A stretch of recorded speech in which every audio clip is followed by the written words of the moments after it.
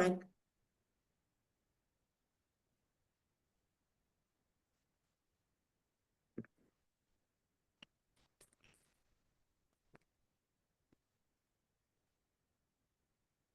It's there we go. Here it is. Reverently, I prostrate with my body, speech, and mind. I present clowns of every type of offering, actual and imagined. I declare all my negative actions accumulated since beginningless time and rejoice in the merit of all holy and ordinary beings. Please remain until the end of cyclic existence and turn the wheel of Dharma for living beings. I dedicate my own merits and those of all others to the great enlightenment. And then page 98.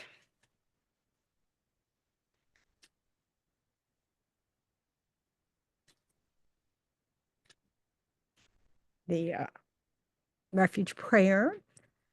I go for refuge until I'm enlightened to the Buddha, the Dharma, and the Supreme Assembly. By the merits I create through listening to the Dharma, may I become a Buddha in order to benefit all sentient beings. I go for refuge until I'm enlightened to the Buddha, the Dharma, and the Supreme Assembly. By the merits I create through listening to the Dharma, may I become a Buddha in order to benefit all sentient beings. I go for refuge until I'm enlightened to the Buddha, the Dharma, and the Supreme Assembly. By the merits I create through listening to the Dharma, may I become a Buddha in order to benefit all sentient beings. Thanks, Nana. All right, so why don't we start with a little 9-round breathing and then we can sit. I'm sorry? Page 98. Are you on the silver book or the gold book? Can you put your book on top of the table instead of the chair? It's a Tibetan thing.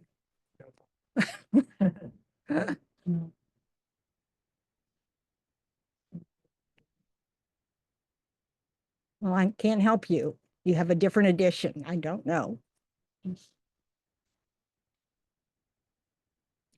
I'm not going to worry about it. You should not worry about it either because we don't need to deal with that now. No, it's not. So put it down.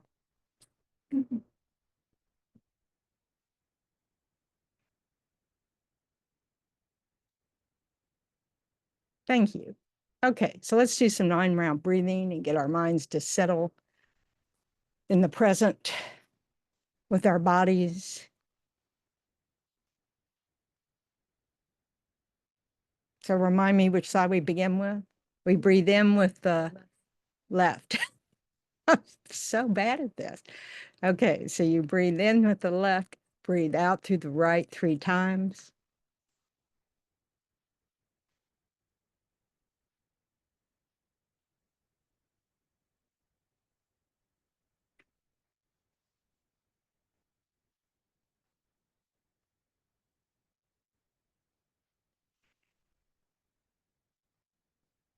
Breathe in through the right and breathe out through the left 3 times.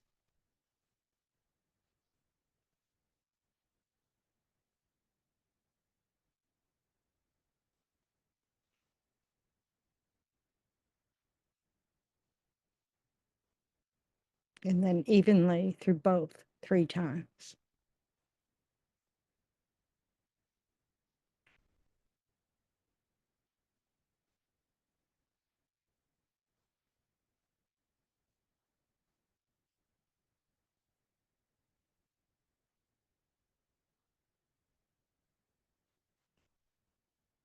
We can do another set at your own pace, beginning by breathing in through the left.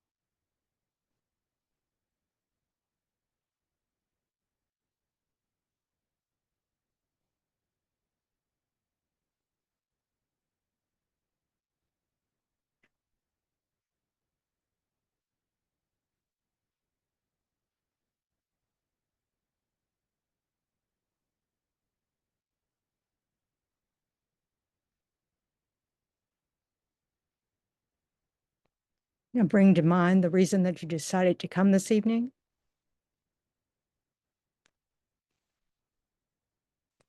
Really try to set an intention to use this time well, based on that reason. And conjoin it with the wish that it not just benefit yourself, but that it's going to ripple out to benefit those around you.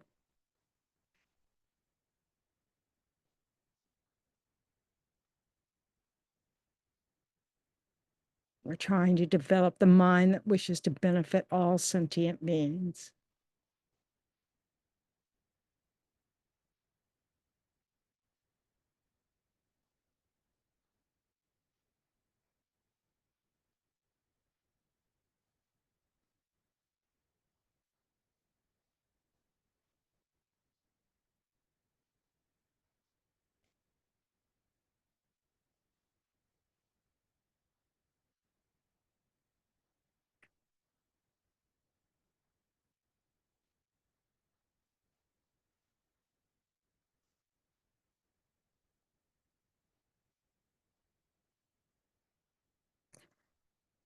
Okay. Anybody have any questions from the week?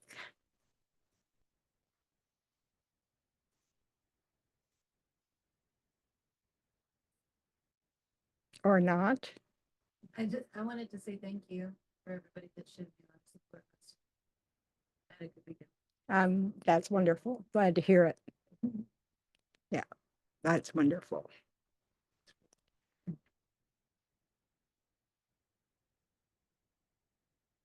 So dealing with this idea of attachment and what's the difference between attachment and love, and, and of course we're going to have attachment in this life, of course. But we always want to try to moderate that attachment with respect for all beings. It's just that we don't want to diminish the humanity and the value of someone who's not your loved one. We just want to remember that there really are no throwaway people. If the Buddha's teachings are correct, we'll all be back. If we don't deal with someone in this life, or if we create negative energy with someone, that increases the odds we'll meet them again, So, and it's true for good stuff too, good karma and negative karma. But of course, we don't care about meeting the people we have good. We're happy for that, But the fastest way to really eliminate a negative experience with a person is to give up that negative mind about the person. Because you're just creating the cause to keep the cycle going, that you've, so some people you meet and you don't like on sight, and it's kind of weird. But for some reason, it's just like, there's some people that I've known, that are just, it's like, I almost can't tolerate the first word that comes out of their mouth, and it's like, what is that? What is that? And, karma would just say, cause and effect would just say that we've got some energy that's ripening from the past, from some past life that we don't have no clue what it's about, that just happens to be ripening in that moment. And that's why we cannot trust those feelings. They're totally unreliable. And we think that, oh, well, that's easy to say when you've never met someone before. You can easily dismiss whatever story you've come up with in your mind, But we need to understand that our interaction with everybody has a story that we're making up, So we need to recognize that that story comes from the perspective of one person, you. may have all sorts of stuff in it from all sorts of experience you've had, but it's just your perspective. It has zero to do with the other person. It is entirely our perspective. It's a subjective experience. So that means we want to try to experience moments freshly, with nothing in this. I mean, probably Buddha's are the only ones who can do this. But it's like the more we learn to, like just ignore the story that comes up in our mind and just say, yep, fine. Thank you for sharing, but I'm not going to listen for just ignore it and just try to hear what's actually being said, trying to read the body language, whatever. The better off we are of being able to choose how we respond to someone based on our values, blah, blah, blah, not some amorphous history that we don't even know about, What you think? It's almost like an impulse. Oh, yeah. I meet up with somebody that I already had some kind of altercation. They are so-and-so. To stay away from them or something like that. Right. Right. I'm not supposed to, because those are the people that throw. Okay. Could you all hear that at home? Sharon was saying how, sometimes, it's like an impulse, especially like if you have had some experience with someone a while ago and say it was negative or something. And so then they walk in the room, your first thought is, oh, I got to stay away from that person because of this past experience, So, but Sharon and I were talking about it in the car on the way here, but these are the people who are our most precious jewel because they're the ones who provide us the opportunity to develop patience and our good qualities, because our friends don't make us do that, and really nice people don't demand anything out of us. It's easy to help them. It's good news that it's easy to be nice to them because it says something about the qualities we have. So, but the thing is, what we can do is start practicing, at least in our head and hopefully with our speech, this is my precious opportunity to work on my patience. Now that may take a while to mean it. The person might not, be coming from the same mindset that I'm trying to come from. Who cares? Well, because you walk up to them and you say, how are you? Yeah. Like, whatever. What does that have to do with anything, though, Sharon? If you go up to someone and say, hello, how are you? And they snub you. So, what is so? So, I mean, to me, I would say that was a negative result. Not if you don't care. But I do care. Otherwise, why would I come up to this person? See, that's the problem. You're doing it because there's something in it for you. Well, isn't trying to change the way I interact with people, that's something that I do want to do. Well, the side effect is a benefit for you. What's the first thing that happens?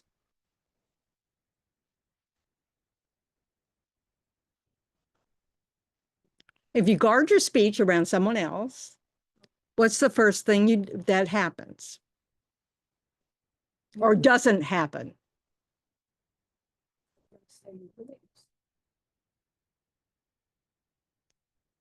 What I mean by guarding your speech, it's like, say you use kind words, you make sure you don't say anything that negative, just because you'd had a past experience that was negative with this person. So you're trying to, use kind speech or guard your speech from negativities. What's the first thing that you're giving to someone else? Power. Oh, it's so interesting. A gift. One person said power, one person said gift. Now let's look at that. Space, Space. giving them. How about the fact you're just not harming them? I'll take it. You're not harming them. You've said something nice to them. Does that change? Does that moment change if they respond badly? Yes, it did. You did your part. That matters. That's what's going to give you a positive result in the future. How they respond is due to something you did in the past and their habits. What? There was one time when I had to just move to school. Yeah. Yeah, well, anyway.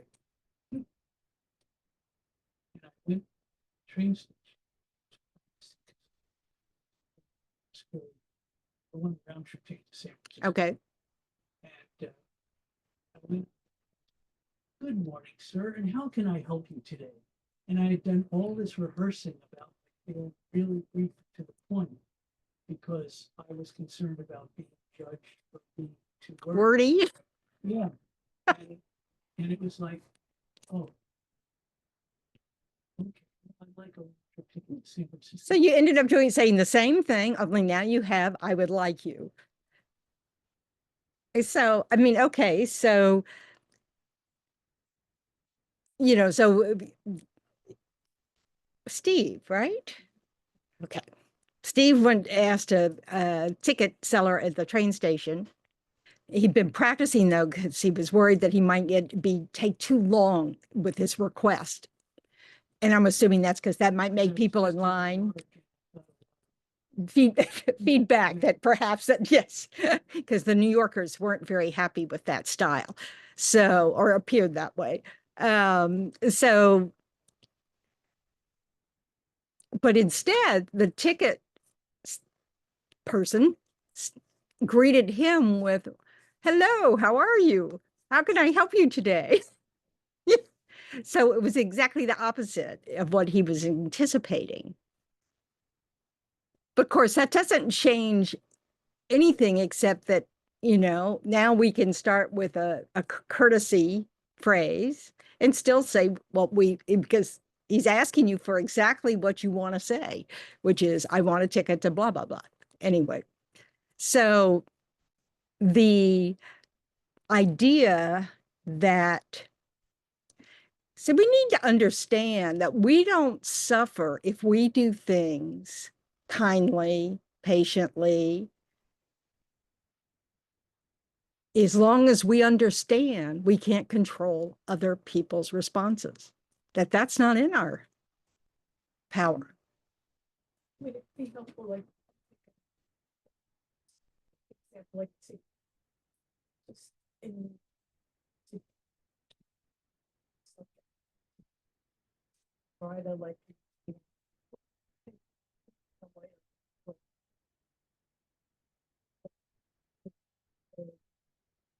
patient, to look at what. Well, okay, so is it helpful to use analysis in that moment? If somebody answers in a short, oh yeah, well later, certainly, but in the moment, you might want to first think, gee, they must be having a tough day. I mean, we can just make that assumption. It may not be true. But the point is, we want to diffuse our indignation that someone's not treating us like we're special. Because after all, we're the center of the universe. So this is the thing, we don't suffer if we are not invested in what someone else says to us. If we're being kind and polite and nice, just because that's how we want to act, then we don't need to be rewarded.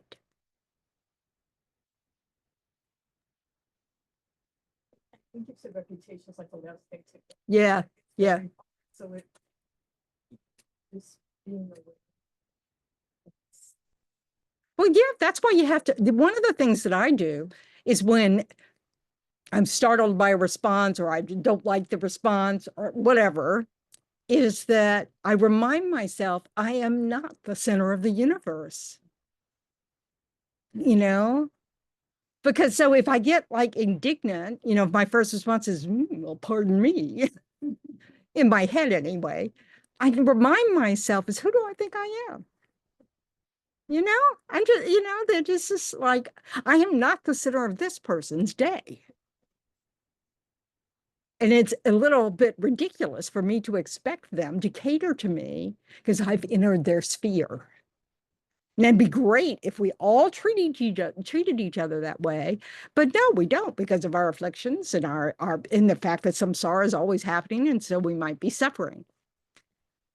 You know, we may have learned, you know, that it's better to be terse with someone if we don't want to get stuck in some long conversation with someone we don't know. Who knows? But the point is, there's no reason for us to get caught up in trying to judge the other person's response. And this apply to not just strangers, someone that you allegedly have a deeper connection with. Like, I don't know, but at first, let's say it goes really well and you have this really great connection, but then one day they start behaving in Like a ways- person? Yeah. They start behaving in ways that are the opposite. They kind of like Okay. react to that. Okay. So let's take somebody that you started in a romantic relationship with, and then it suddenly seems like they've gone hot and cold. You know, that at first they seem to do everything in an appealing way, and now they're not. Does that kind of sum it up for the people Yeah. at home? Okay. Okay, so first, we have to look at our habit of exaggerating their good qualities in the beginning. Infatuation is the master of exaggerating someone's good qualities. You know, attraction that turns to attachment, you know, is a master at these. So in trying to evaluate whether this person's changed or whether we've changed, our infatuation has now settled down a little bit. So now real life has kicked in, you know, so we have to kind of determine, have they really changed or just finally able to see what's actually happening, you know, because I'm not under this veil of attraction, infatuation. You know, infatuation's the worst at creating an exaggerated good quality of other people, you know. So now it's true. I'm sure everybody who's ever dated has presented a different person on those first dates than they actually act over time, you know? So yeah, I mean, and both parties do. It's not just one side or the other. It's generally both, you know? So then one day you wake up and you're meeting an entirely new person because it's not based on that. So that can be, you know, then you have to sort it.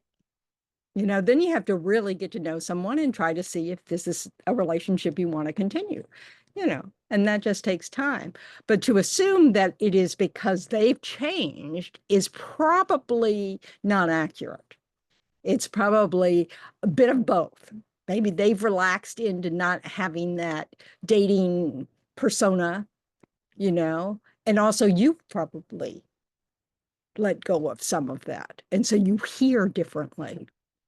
You know, like how many things have we thought were endearing about someone that becomes really massively annoying later on? You know, it's like, oh yeah, I thought it was just charming the way you always did this before you had your cup of tea. Now could you speed it up?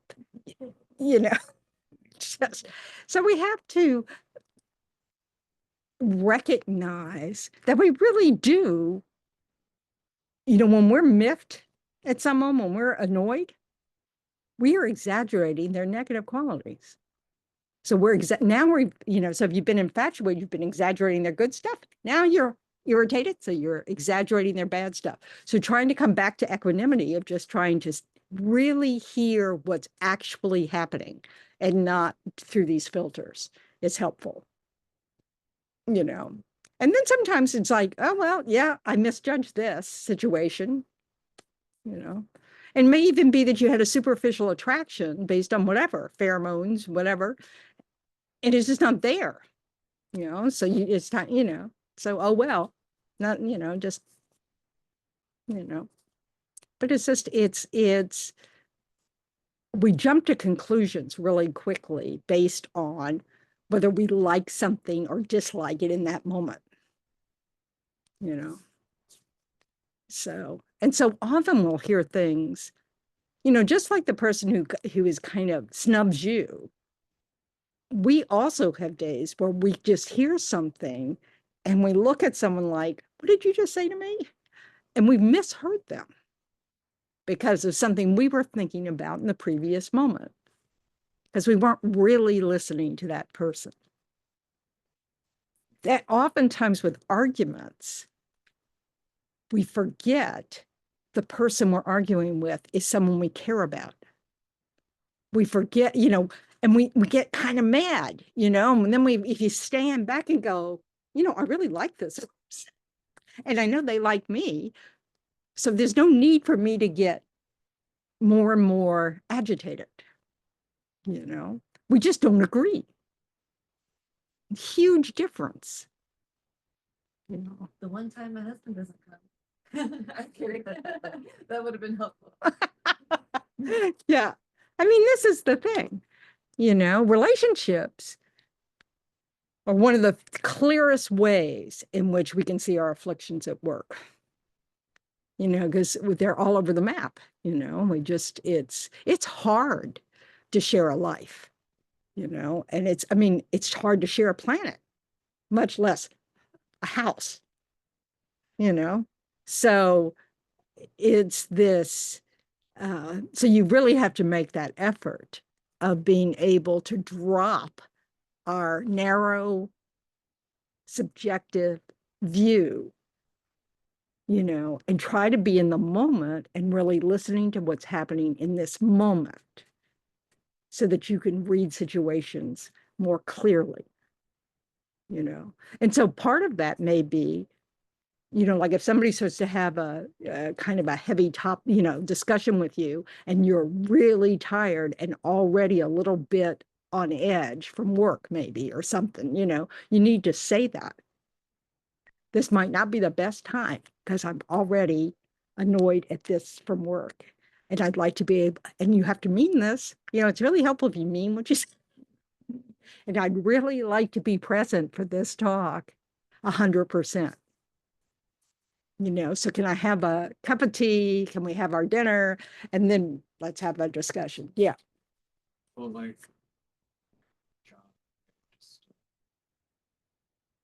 my least favorite thing to talk about in the world is Mm-hmm. and my dad is most favorite thing to talk about is work. Like I came home and like, John, how was your day? How was your day? Tell me all that happened. Yeah.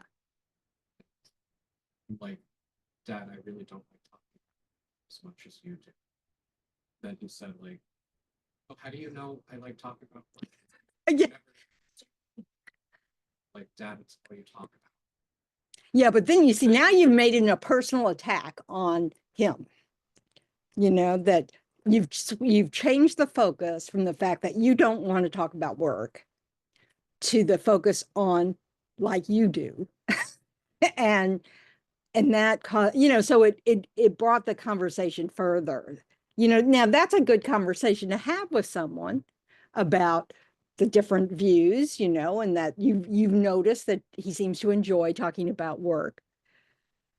But when we switch subjects from what I want to do to what you seem to do or like to do, it can really change the energy. I just started. Yeah. You're welcome to the world. Most of us don't. It's a shock to realize your parents are people. I'm not kidding. You think you know everything about them, and then you find out you know nothing about them. They have a whole world without you. They have good friends, they have conversations, they have work. Well, whatever. I mean, my father didn't have many friends either, but I mean, they have a whole life that you know nothing about. Like their high school, their childhood, their parents, their courtship, their all that stuff is entirely hidden from us because it happened before we were born. So, yeah, you think so. Yep. Well, I mean, the point is that we don't know people through and through. So we have this very shallow knowledge of people. Some are much more so than others because of the time we have with them. I'm sorry, I didn't hear that. Yeah, that's right. I think I'm gonna die, for sure. Yeah. Well, yeah, that would probably upset him. Not like literally. Yeah. Extinction. Yeah. I think you will too. I mean, that's the trouble, you know? So, but this is the thing, is that it's hard to negotiate relationships, you know?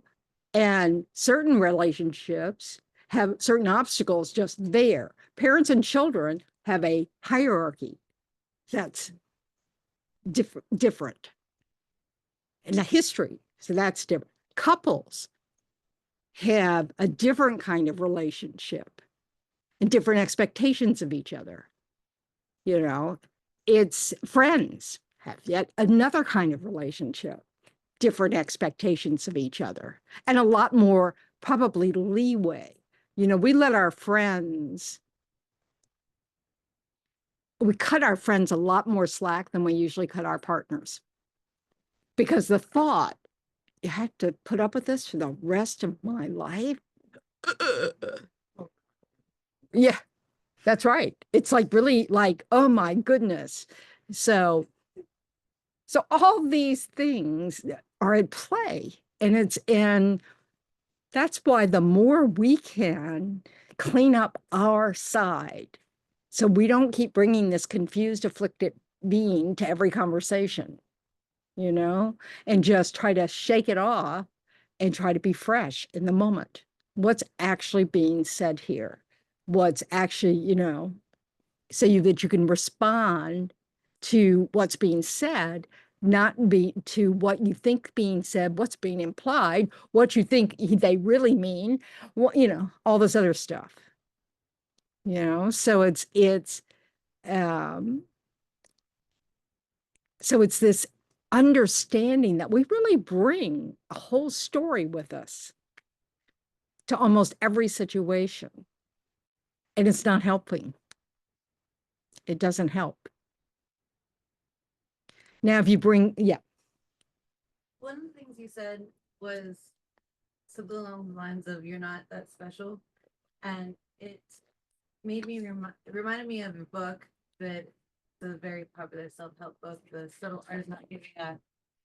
Yep. And he says two things. His first thing is don't try. And now I'm thinking, oh, maybe I should don't have expectations or something. But Yeah, that's a good start. the whole thing of saying that I'm not special, and I like anyway, how do you? There's a part in here where Yep. it's like you can go into nihilism. Yes. Like if you. Okay, yes, nihilism, yes.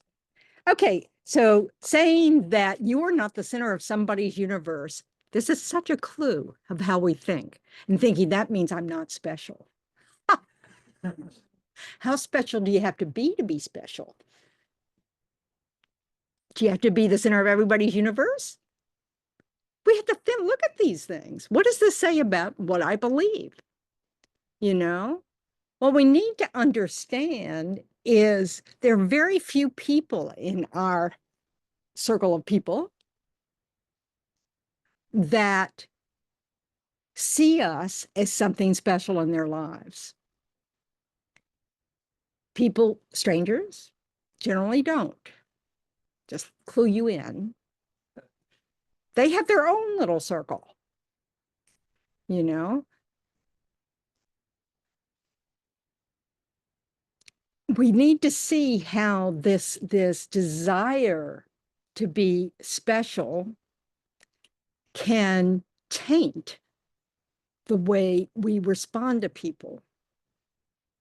I think that special needs to be defined, because if you think of it in comparison, then there's Every- an issue with that. Yeah, everything's relative, isn't it? So I knew Buddhism, and what I think of when I say somebody says I'm not special, it's like, well, I was taught we're all God's children. And Yep. of course I'm special. But but Again, there's a huge difference between what I said of not being the center of someone else's universe and not being special. So it doesn't mean that. Right, that's comparison. But inherently we are special, and we are like godlike, made of the same thing. We're not God-like anything. Well, I'm just gonna There's no feel God here. No, but there's no creator here, not in Buddhism. We're atheists, basically. Okay, so yeah, I know. Yeah, big picture. There's no one who created us. We have our consciousness has always existed. So on the way here, there was a commercial. It was for this freedom from religion, and I'm an atheist and agnostic, and my name's blah, blah, blah, and I don't care if I burn in hell. And I'm like, he's asking for it, but there are hell realms in Buddhism, and Right. No, but nobody sends you there. Your actions send you there. and I think his speech is good. Yeah. Yeah, he's not hedging his bets at all. Yeah, so yeah, anybody, yeah. So okay, so to me, the way I interpret the value of human beings in Buddhism, or sentient beings, all beings, is that we are all equally special. The equally part is important. I may have preferences for some people in this life, but that's going to change. It changes in this life. It's also going to change in the next life, in the past lives, and blah, blah, blah, blah, blah. Who I like is going to be different based on my conditions in that life and who I meet, so all that stuff. But the value of beings isn't based on anything other than the fact that they exist and they suffer. And they don't want to suffer. There's nothing more than that. That doesn't mean we tolerate behavior that is not acceptable to get along in society. It doesn't mean, all those kind of things. But thinking that I don't have to worry about that person because they're worthless. Now you're gonna have to worry about them because maybe next time around they'll be sullen. We really do care about how their mind evolves. We may not be able to do anything about it, but the more we treat the humanity or the existence, the fact that they're living beings, the fact that they suffer with respect, the more we're a condition for positive things, whether they take us up on it or not, whether we have the karma with them or not to have a positive experience. So you would say try, whereas that book said don't try, like don't have like. So No, you're twisting it. Okay, expectations are no help at all, because expectations are a story about what you want to have happen. Right. Yep. Well, that's all about you. What we're trying to do is to train our minds and our speech and our actions to be about others. How can I not harm others? How can I benefit others? This has the side effect of benefiting us. Okay, because using that as a guideline, since nobody wants to be harmed, nobody wants to suffer, that helps us not do actions that are going to end us, that we end up in the hell realms, so expectations, just like we can't control what's going to happen. We can do everything right and nothing works out. And I don't know how you define everything right, but you can prepare, you've got everything prepared for tomorrow. You wake up, you walk out and the tire's flat, We just can't control what arises,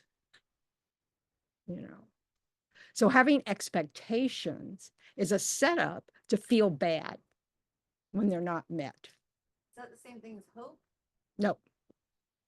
But can you please explain the difference a little bit more? Well, an expectation it's like a contract that we have with other people who haven't been made aware of the contract. Hope may be that I'm going to try to put my best foot forward, and I hope that, things go smoothly. But you're not involved in thinking that, they ought to behave this way too. That's a problem. That's creating suffering sort of without effort. So, so there's a different hope is necessary, it's what helps us try, and it's just, but trying because, it's the old thing about family vacations or something, family holidays, once you're grown up, and then you have to go see your family for the holidays. And if you go with an attitude of maybe this time we'll have a really harmonious family, good luck with that. Because what attitude do you show up with that expectation? Set the bar too high? Well, you're also scrutinizing everything that happens. Yeah. Oh, they're still the same jerk they were last year. Here we go. Yep. Yeah. I mean, really. So when you don't assume anything, but you take care of your own behavior, then you're part of a condition that allows whatever will happen will happen. I mean, but you've taken care of your side of it. Yeah. So then can you ever trust someone else when you don't know what their behavior is going to be? It depends on what you mean by that. We can trust that they don't want to be hurt and they want to be happy. We can trust that. Everybody wants that. I want to be able to trust that someone won't intentionally try to. Yeah. Because of our afflictions. Just like nobody could trust you that way. Well, it's true. That's the thing. We all take risk with people in the sense of if you open your heart to someone, it's possible that they'll slap it. I hate to kind of go there, but something happened today that's very upsetting. Sure you heard there was shooting. Yep. And just like, how do you want to try and you want to open your heart, but they're the people we really need to open our hearts to. So we've had another school shooting in the US, like, the norm. How many we had this year? 500 and something. I mean, it's just like unbelievable, the number. What we need to understand is this is not an isolated being that out of context behave this way. We're all part of this problem. We've created a society that says guns are fine. We shouldn't even have to check on them, whatever. Other countries, as soon as they had their first school shooting, they shut down the gun industry. And, oh yeah, I know. Yeah, like people don't hurt people. Guns do. Come on, people, grow up. So we have to understand that there's no tolerance for the behavior. It's not acceptable that we shoot each other, period. We don't need any complicated story, but the fact that we have this problem again and again and again and again says something about our society, and we should have compassion. for all of us and all the students that go to school, all the, all of us, because it's a terrible thing to get that news. I was leaving Parkland the day of the shooting, and I was passed by like 20 cop cars or sheriff cars or whatever they are, and the sirens blaring. I'm driving back on Sawgrass Expressway, whatever it's called. Anyway, and I'm thinking, and there are all these, and I went, it's got to be a school shooting. And I cannot believe I knew what it was. I knew what it was because it happens all the time, and we react, to it, but we don't stop anything. So we need to understand that they're not these evil beings that are just born out of nothing and they do this act. This is a very disturbed act. This was generated by his question about trust. Yep. Can we trust that people won't lose it and shoot it? No, we cannot trust that because we are in samsara and people hurt each other. And if we have that expectation of life, I'm sorry. Look at the world. What world are you living in? To have that expectation that you are not going to be harmed is not realistic. It's not good to say, I mistrust everybody. No, because what you have to do is trust what you can. It's like you have to trust that how many people have shot someone today? How many people have shot someone today? How many people in the world exist that did not shoot someone today? The majority. I'm sorry, but that's not the point. The point is that, yes, the fact that we live in a society that violence occurs means we could be killed any day. I mean, by cars, by guns, by, disease, whatever, because we die. Everything kills us. Water kills us, air kills us, food kills us, weapons kill us. Time. Yes, time kills us. I mean, literally everything we need to survive can also kill us. We are vulnerable. The good news is that most people do not do bad things like that. They're not going to stop the hurricanes. So what should your attitude be towards the shooter? Compassion. And trying to affect change in our society.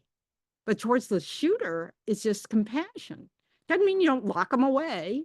It just means that you understand that this is a result of a society that has a sickness. So you could say that's hatred, What is hatred? that he wanted to take a gun and kill people. I don't know if it's hatred or not. I don't know what was in his mind. It's a disturbed person, but I don't know what was in his mind. See if it was mental illness was the same as hatred. Yes. Yes. Hatred is a type of mental illness. It's an afflicted mind. That's why we call them disturbing emotions. These are minds of which we cannot be trusted. So every time you have a mind that is an affliction, like greed, anger, hatred, whatever, think of some others, covetousness, malice, you are not to be trusted. When you have a mind that decides to lie, how could you be trusted? This is samsaric beings. This is why we want to cut our afflicted minds so that there's no, so that's a process. And our foundation for it is thinking we're separate from that shooter. That somehow, they're not part of us. And that's a mistake. In logic, it just doesn't make any sense. And yes, you could execute him. or her or whoever, doesn't matter. Yes, they might go to the hell realms for a couple of, eons. What does that make them? No, doesn't help. But they exhaust it. They'll get out of the hell realm. But you hope that then, you hope you want to be a condition for all beings to get better. And we can't do that from an afflicted state of mind. That's why if we want to benefit others, we work on cutting our afflictions. And then at least we don't do any harm.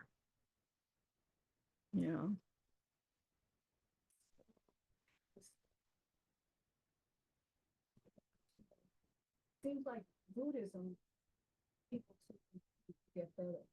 Buddhism says that's the path to happiness, So benefiting others. punish people in hell. Nobody punishes them. They go there. It's cause and effect.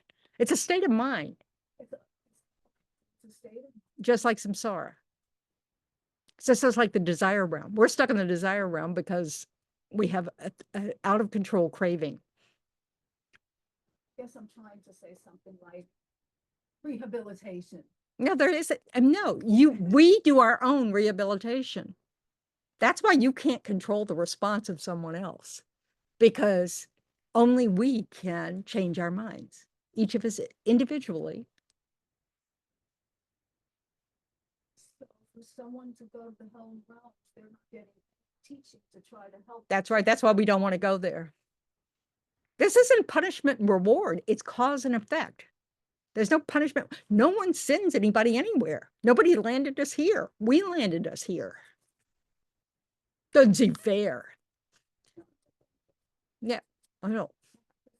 I know we're coming from a very different orientation, that someone created the world and then they reward us or punish us. And Buddhism says nobody created the world. It's our own minds.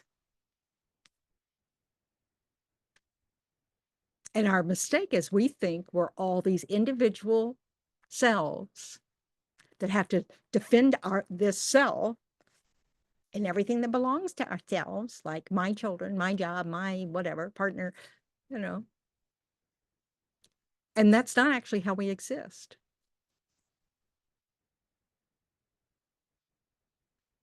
Did you see the story about the rat that has found 150 landmines? Rats can smell landmines. So, and they're too lightweight to set them off.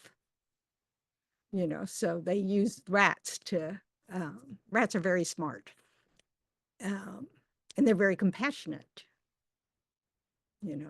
I've done research that shows that if they're next to a rat who's not getting any treats, they'll save some of their own treats and give them to the other rat. So just to throw all your preconceived notions out the window. I mean, this is important. We really think we know, and we're wrong all the time. And science just keeps proving it.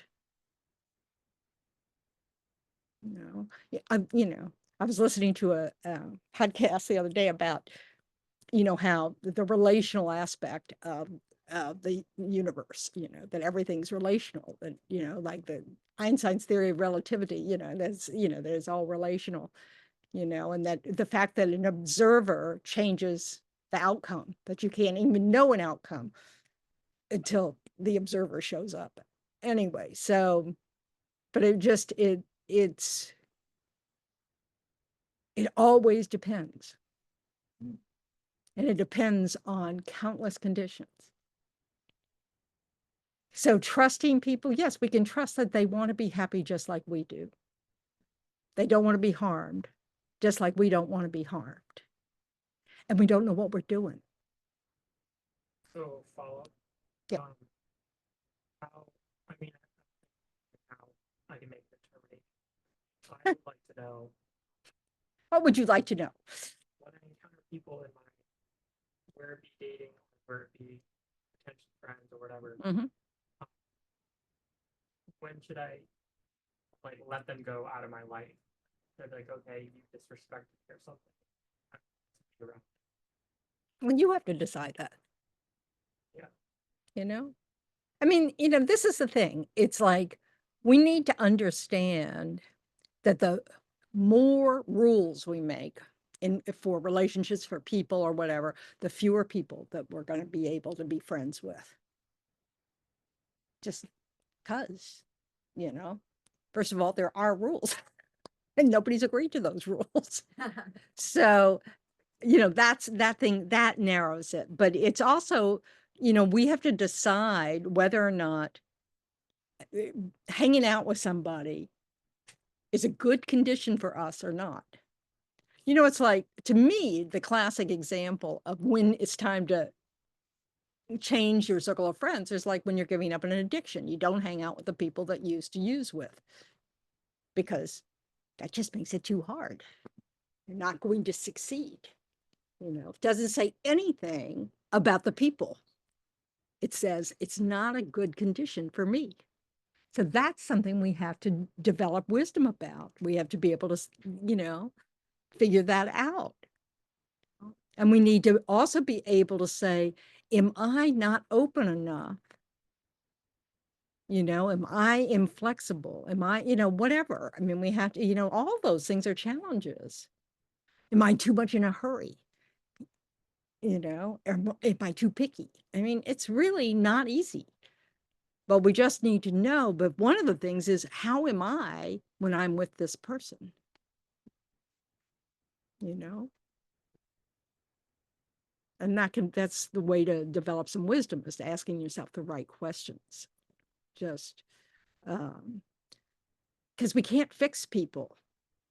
That the old cliche about relationship advice of, if you can't be happy with someone for the rest of your life, on the day you choose to marry them, don't marry them, because they may not change at all. If you think you can fix people, change them into what you would want them to be, that's not love. That's Pygmalion. Yeah. That book that I gave you. Yeah. What is real love? And real love is when your girlfriend finds somebody that they want to be with, and you're like, good job. Yeah. You're happy for them. I'm so glad you're happy. Yeah. Yep. Yeah, because we're all happy with the one we love until they're happy with someone else. It's just like, that's that one part of the deal. And of course it's not part of the deal, but it's just, it's this, it's this recognition that, that nobody's a bargain. Everybody, like the people we're judging are judging you. And they're deciding whether they can put up with you, so it's just, it's kind of challenging. Yeah. Seems like it is an assumption, like thinking you completely, Oh, it's an yeah, yeah. assumption that the other person will save you from things or save Right. you right. Like the whole premise in a way. It's that you'll you guys throw. Yeah, which is something we made up in the movies, because life was never like that. Think about the frontier days, where you needed a partner because you couldn't do it all. You couldn't, you needed a partner. And so you find someone who you think can survive the hardships, without, giving up and moving back to the city. Yeah. They didn't matter. No, they didn't marry for love. It was practical reasons. Love, attraction was probably in there, but love is like this. First of all, it's not love, it's attachment. So, what we really are looking for is, a partner, someone we're compatible with. That's important, but boy, but if you were living in the frontier times, not so much. You wanted, I'd want a man that was able to like cut down trees and build a cabin. without much help from me. So, well, and hunt. And they'd want someone who could cook. Boy, they'd be out of luck with me. So, so I mean, it's just this, it's a business relationship in a lot of ways. You need someone who will hang in there through all the tough times, like all the wildfires that have decimated towns and floods that have decimated towns and hurricanes that decimate towns. I mean, you want your partnership to survive that. But today, people want to get married for love. Yeah, well, that's That's nice. the main- Yeah, well, and that's kind of stupid. How many divorces do we have? I have a come lot up with personally. any- I mean, this is the thing. It sounds good. And of course, you should like the person, but it's got to be more than just infatuation, lust. Those things are not going to last. So it's just, it's nice to be compatible, but that's also why people need to know each other for a while. Because you can't tell. So I'm not giving relationship advice.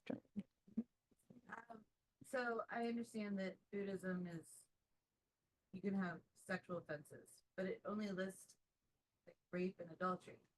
So, Oh, there's almost nothing you can do that isn't a non-virtuous sex. okay, Yeah. So you read the few more chapters and bad, it's all about desire. right? It's not going to send you to the hell realms. Adultery and what's the other one? Rape. Yes. The abuse of children, all sorts of, things like that. People who are under the control of somebody else, like children. So, but, but what we're trying to learn to reduce is following desire. So sex is like, hazard, which is why monastics don't have sex. So it's just because, it's too much to ask, let's work on that too in this life, just don't have it. Don't do any of it, nothing. You can't have anything. So, so I eat chocolate and have coffee. So, but it's just, it's this understanding that when you're trying to subdue your mind so that you're not being dictated to by desire, then you've got to recognize that there's more to a relationship than desire. Relationships are hard. Having children, raising children together is brutal, so you want a partner, and that has to have qualities that are beyond attraction.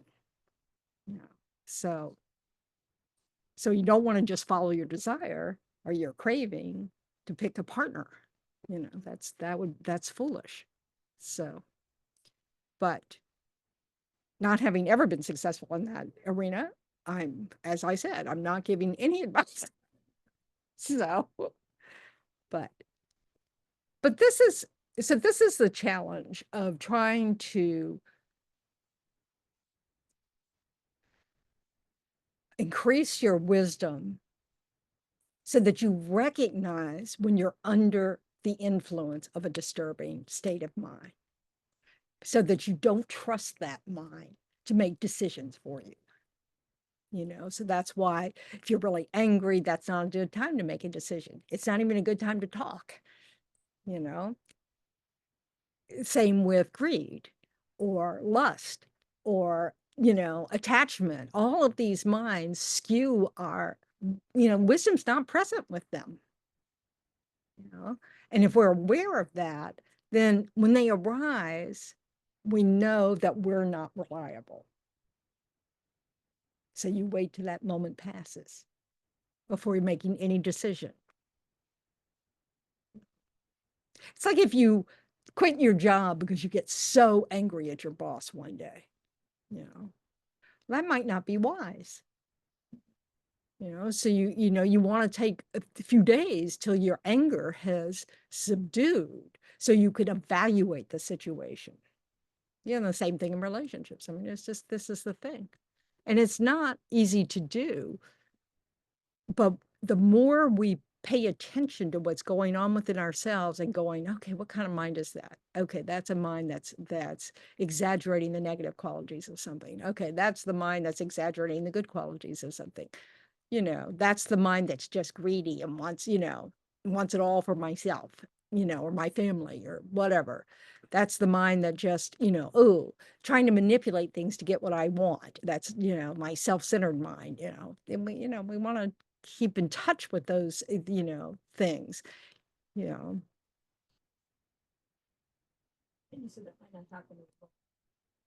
Yeah. Yeah, the more though we notice and then evaluate later, kind of go, oh, I'm glad I didn't say anything in that moment. It wouldn't have been pretty, you know. Slowly, we can get much better at least not saying anything or doing anything in the moment. And then we can examine things later. And then we might not even be mad. We might have to laugh at ourselves thinking, oh yeah, there I go again, thinking I'm the center of the universe. So expecting other people to know exactly what I want without me ever telling them, if you love me, how, that's just ridiculous, so. But if we come from an angle, then if we slowly keep coming from the angle of, let me just really listen to what's being said, make sure you're not misreading body language, clarify, have a conversation, be present for it.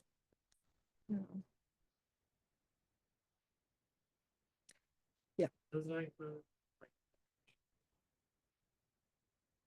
concerns.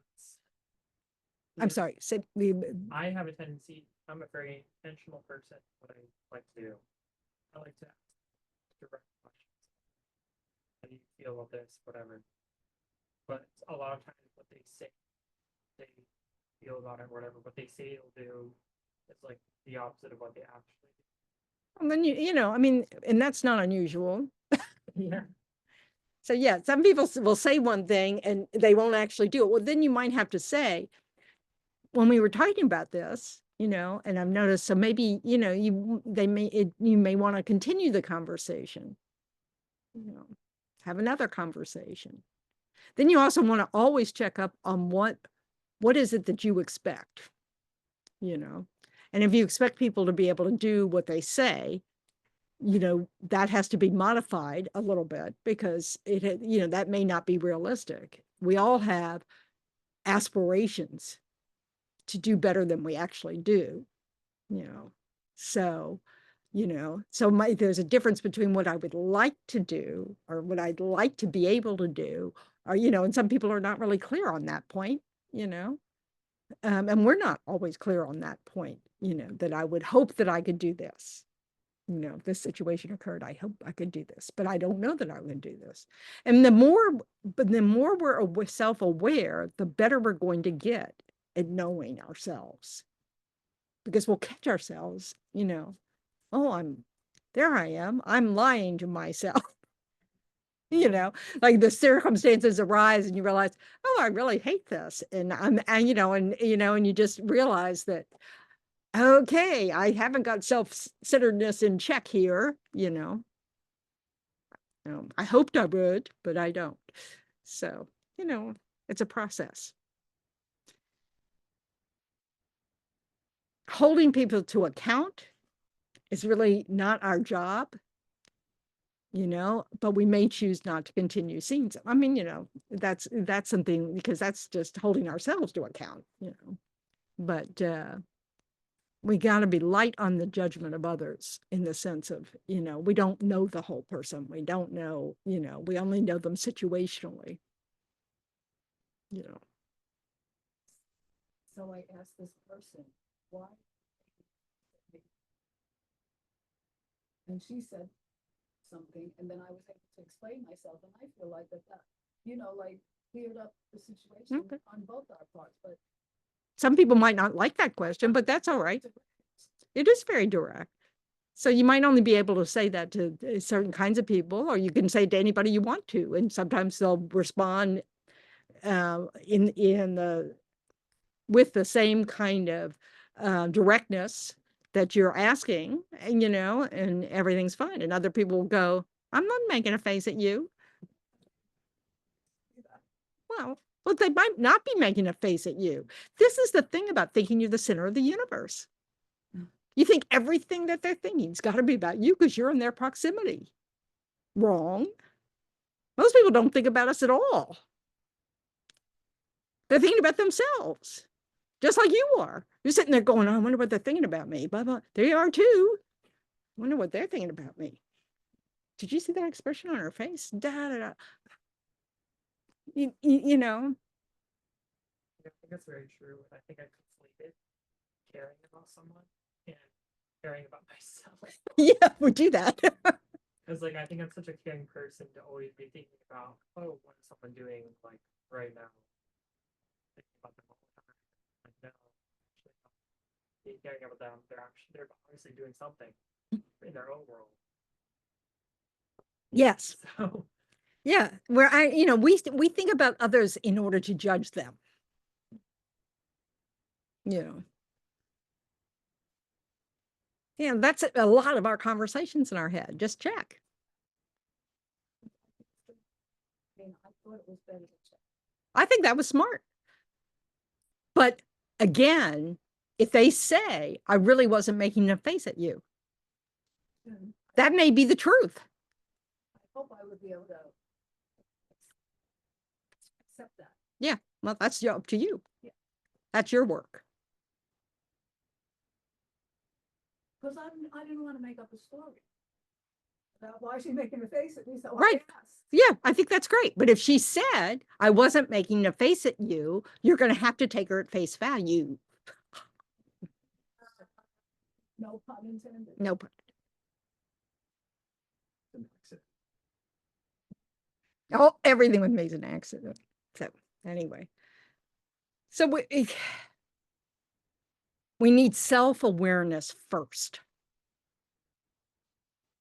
So like when you see someone make a funny face and you're thinking, "I wonder what that's about," first check with yourself. Why do you think that's about you? What is it that makes you think it's about you? Is it your self-focus? Is it because you think everything's about you? I mean, really, you need these kind of conversations with yourself. What's that about? Do they have a life beyond me?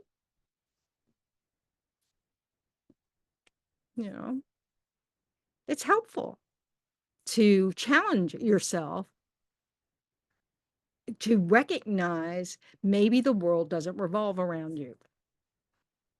When you think about how little your world revolves around other people, you know what I mean? Then you know how much you are in their thoughts. Because we're all the same.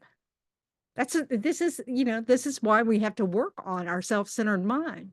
And this is why the world is not going to cooperate, because they're also samsaric beings who are self-centered because of ignorance. It'd be great if we were only dealing with Buddhas and Bodhisattvas. We'd never get better, but we could trust what they were telling us. But that's not the case. We live with samsaric beings, hence why we're here.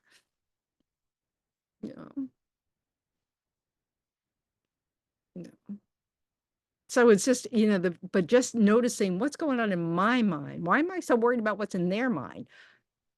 I need to see what's in my mind and question it. Is it valid? Is it present? Am I still thinking about, an hour ago? If I even notice my life in the past 30 minutes, am I getting ticked off over things that I have no knowledge about? Why do I want to make myself suffer that way? Because that's the irony here. If we're all worried about what somebody else is thinking about us, is it ever good? I bet they're thinking I look great. I bet they think they're so happy to see me. I bet they're thinking, that's not what we're thinking, is it? And so we're just making ourselves suffer. Oh, let's have a long list of ways to suffer. Sign me up. Yeah, so we want to really see that. Yeah. Speaking of suffering, there was a part that I read that I wanted to ask you about. It says it is far better to taste a few of those intense sufferings now in meditation, while there's still a chance to create counteracting good karma, than to remain unfearful of the realms until the day we find ourselves trapped there. But the way it said to meditate on suffering, and it was almost like palpable. Like, am I supposed to Yep. feel pain in meditation? Yeah, in a way. Yeah. I mean, that meditating on true sufferings, and there's a whole practice of doing that. It's not it's not the end all and be all, but the whole point of meditating on true sufferings is recognizing, oh, this life is full of really hard stuff. Okay. Then you meditate on the origins of suffering. Oh, there's a cause of suffering. So guess what that means? If you quit creating the cause, you can quit suffering. So you meditate on that as well. So like, some people cannot decide. It's like they do recommend that you meditate on the hell realms. What would it be like to end up in the hell realms, and how intolerable it'd be. Like, I can't stand it when it's hot in here, How am I going to stand if I end up in the hot hells, They also have cold hells. So, no worries. Because again, it's not a place, it's a state of mind. So, but if you can't go there, if that's just like, yeah, really, I can't even do that without laughing. Then you think about, well, what if I was what if I was living in a place where they traffic women and I'm one of them that's stuck? How bad would that be? And they're real people that are experiencing that. It's not our imagination. It's not just in the movies. It's real people.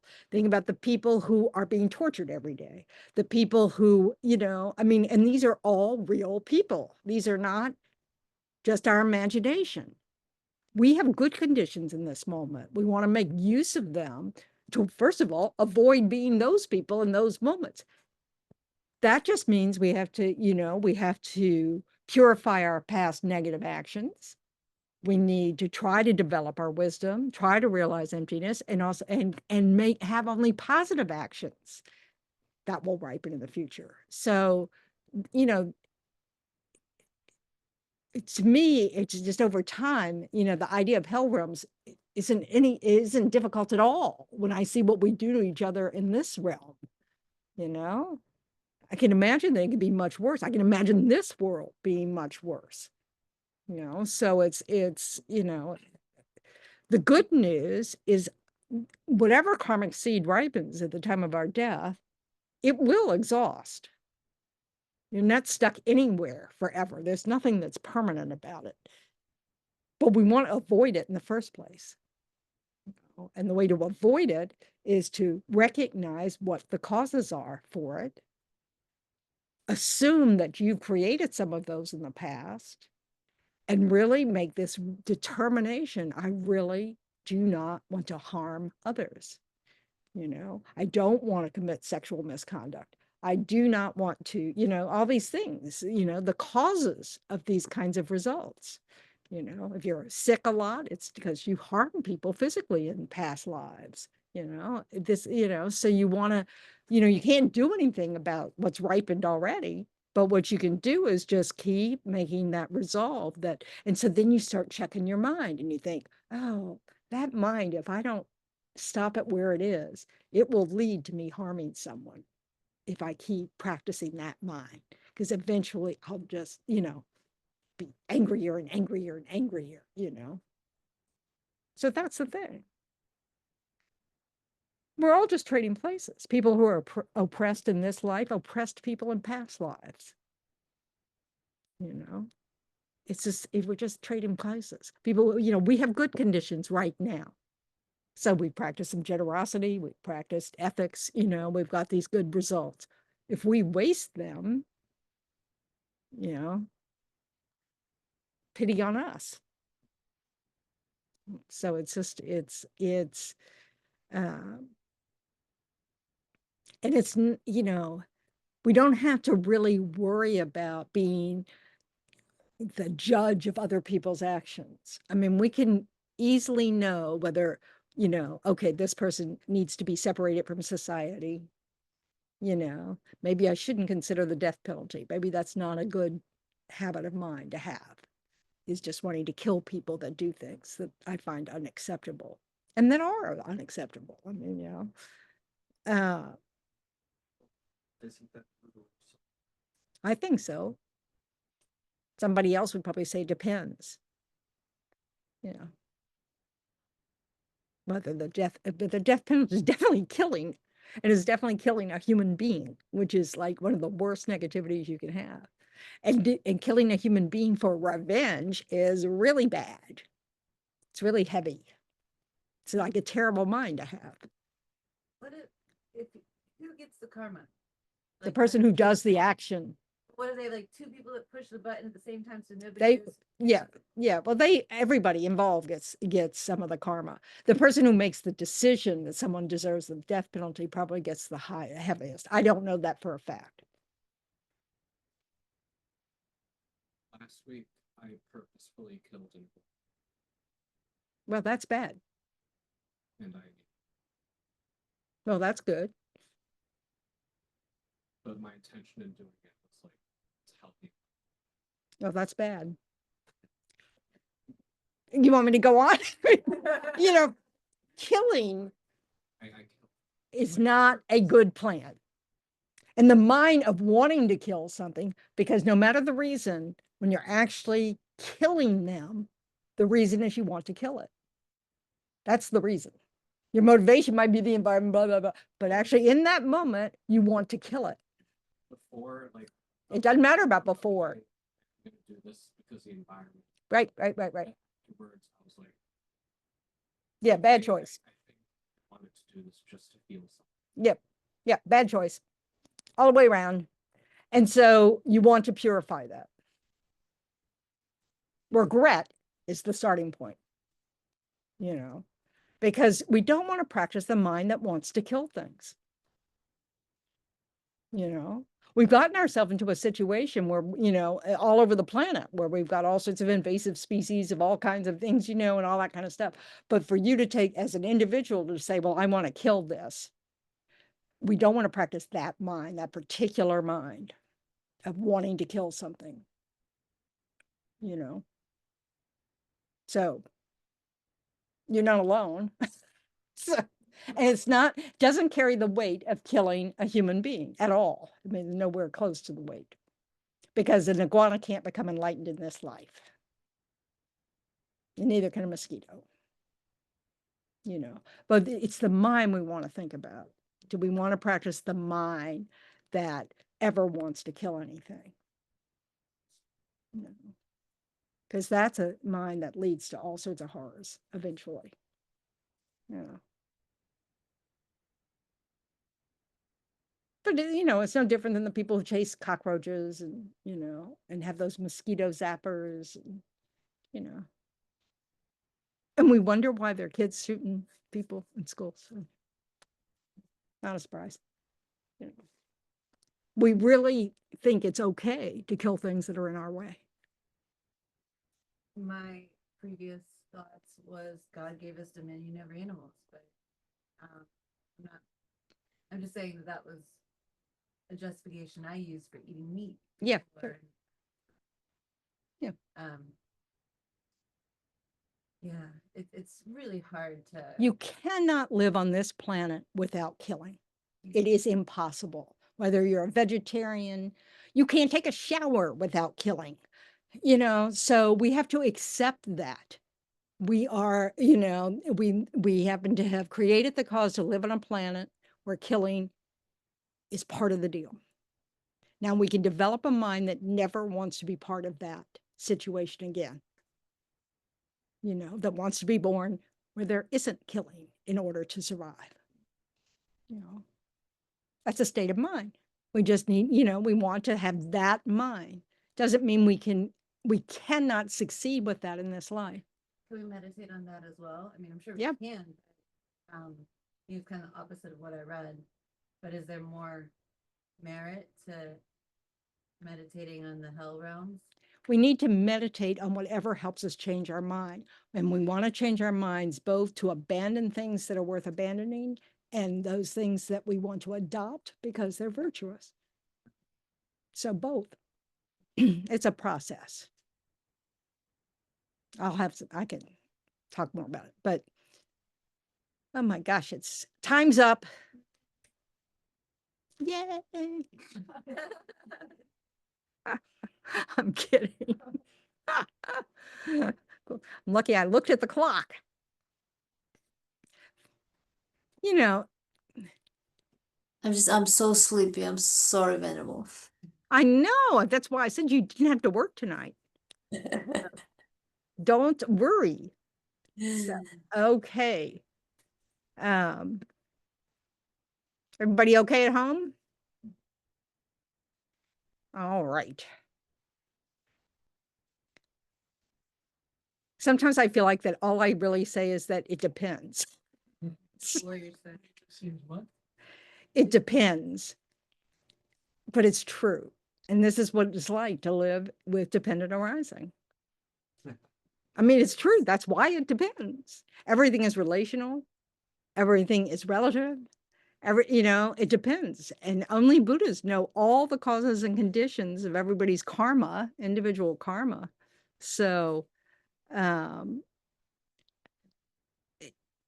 you know, so when we know, like if we regret an action immediately, you know, and we look at it, we go, yeah, you know, that shows you that we have some inner wisdom. We don't, you know, it's not like we only have ignorance. We have inner wisdom and we want to work on developing it. You know, so when we do something we immediately regret, that's a note to self. Try not to do this again. You know, now you may have to do more reasoning than that.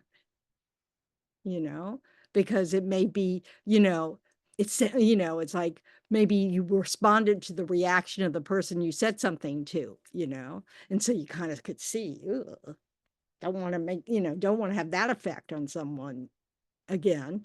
But we forget about that when our self-interest comes into play again. So we may have to really think about why is it that we don't want to do things like that, so that we can have some, you know, support in that pause we're taking before saying anything or doing anything, where we can kind of go, okay, these are the reasons why I don't want to do something like this again. You know, so that we have, you know, we don't have to just rely on our impulses in our habit energy. Yeah. So,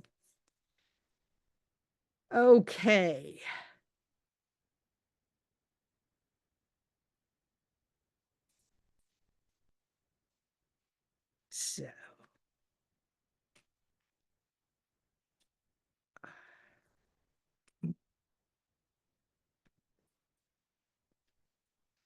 So, rejoice in your efforts to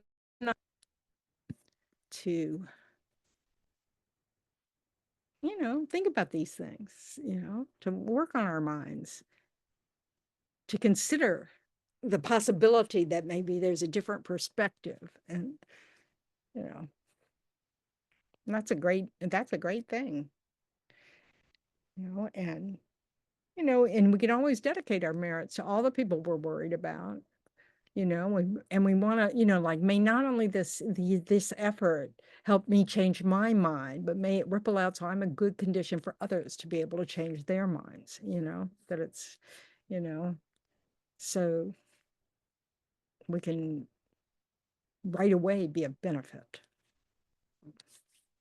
Okay, I have to share this. No, we're on page 235.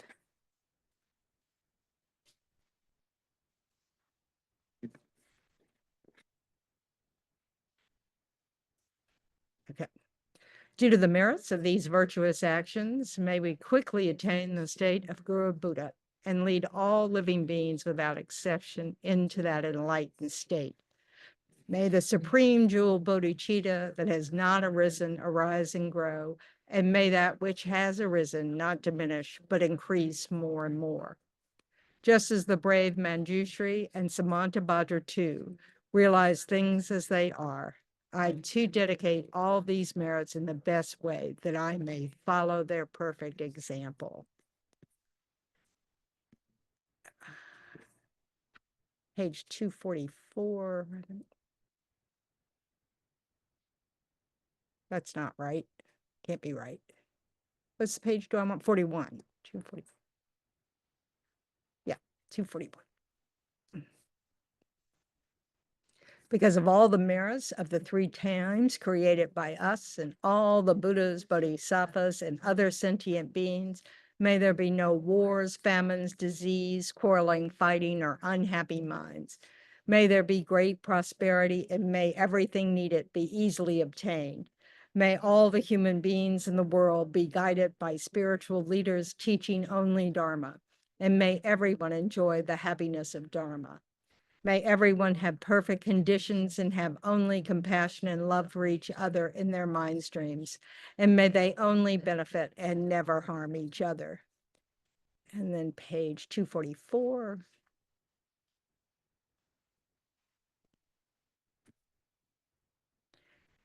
In the land encircled by snow mountains, you are the source of all happiness and good. All-powerful Chenrezig Tenzin Gyatso, please remain until samsara ends.